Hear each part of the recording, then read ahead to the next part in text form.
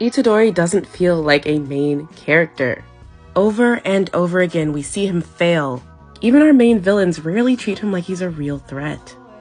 And in the latest chapter 215, we see how even Sukuna was more worried about Maki than the main character of the story, and saying that he's done with Itadori. And of course, we're left with this pitiful and admittedly hilarious image.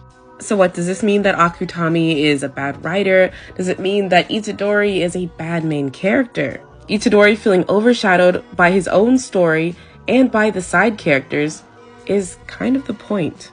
Now, of course, there are a lot of people that say that Yuta would make a better MC for the main story of JJK, and I disagree with that. Yuta was a fantastic MC for his story, for Volume 0, and Itadori is a main character of a different type of story. Yuta's story is centered around him, and it's just a very familiar story. We get to see someone who didn't have faith or value in themselves learn that they are valuable and that they can protect people and that they're not just a burden. Meanwhile, Itadori is a familiar character in an unfamiliar setting. Jujutsu Kaisen asks, what happens when we throw our archetypal hero into a setting that does not reward his good deeds and good traits? His inability to win reinforces how dark and disturbing this world is. So far in the story, Itadori has been described as passive things, cogs and vessels. And even with his prey spotted, he could have it taken away from him even during such a big moment. Volume 0 is a simpler story than what JJK is trying to tell.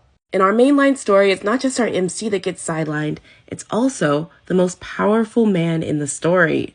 Not until the mainline story were Gojo's failures introduced. The fact that he wasn't able to save Riko Amanat, how he was unable to properly execute Geto twice, and now he's been shoved into a little box for weeks in the in-universe time. But how does someone win in Jujutsu Kaisen if they're able to get a good, clean win and not a bittersweet one?